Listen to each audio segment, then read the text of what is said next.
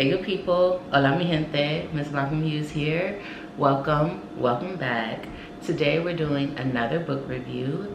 Today we're doing Black Candle Women by Diane Marie Brown. Let's get into it.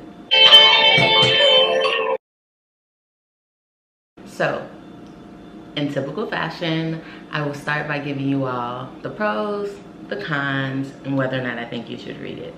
So, Black Candle Women is a book that I was actually excited about. If you saw my video of most anticipated releases of 2023, this was one of them.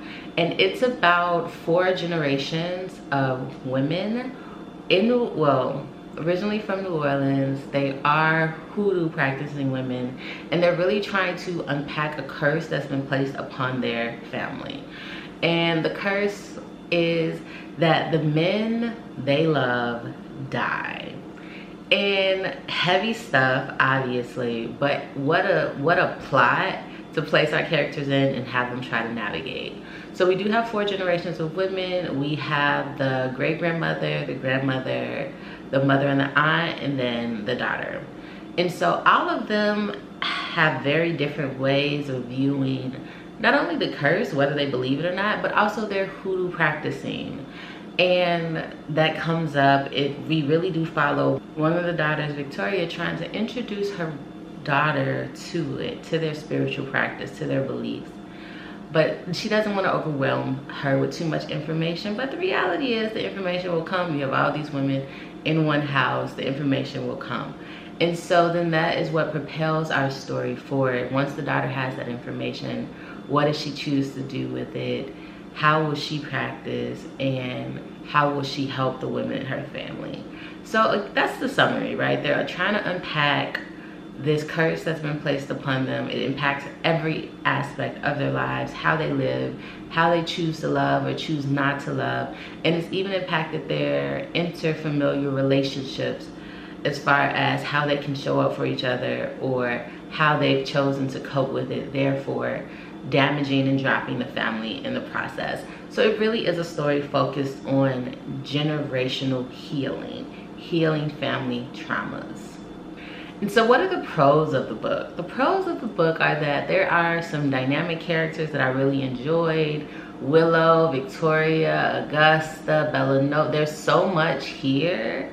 And I love a text that's rooted in hoodoo or spiritual practices and how it impacts everyone and shows up in the family, how people choose to practice it individually, what spells do they practice, what recipes and concoctions do they create, what natural elements do they use, and how do we see that play out on other characters. So we get all of that here, which I greatly enjoyed and greatly loved.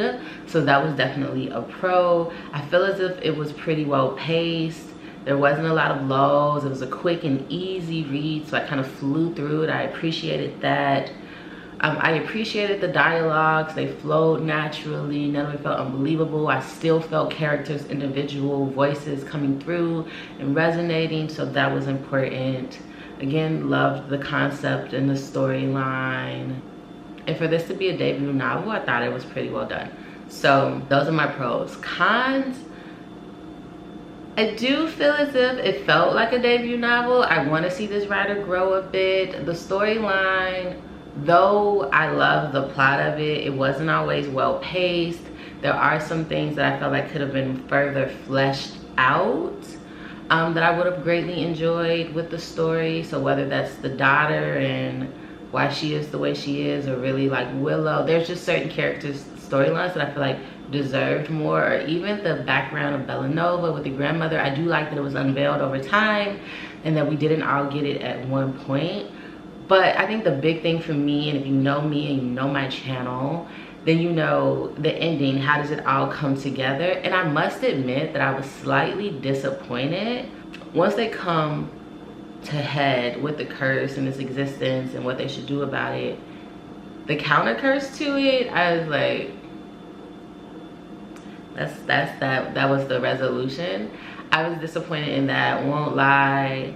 And so it kind of took away from all of the buildup and the power of the women and the spells and what they have been creating.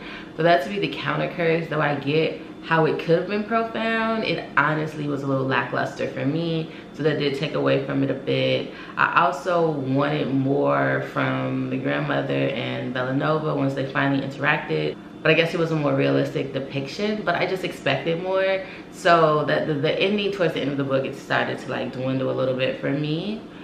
So that was a big con. But overall, I would say that I enjoyed the book. It was a fresh read. I liked the take on it. I wasn't mad that I read it. I kind of flew through it, so it was well paced. It kept me engaged. So I did enjoy the read. So for my scale of read now, read when you have time, or read if you want, I would definitely say this is a read when you have time.